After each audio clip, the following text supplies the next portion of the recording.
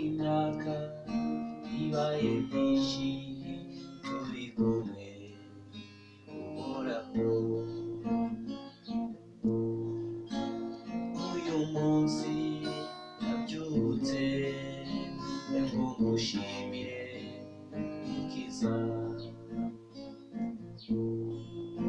Kuri iyi tariki navutseho akira ishimwe shimira. Mana nziza mubyeyi wanjye ni wowe nkunda cyane. Mana nziza mubyeyi unkunda ni wowe nshima cyane. Hari benshi bapfuye bandushaga ubwiza,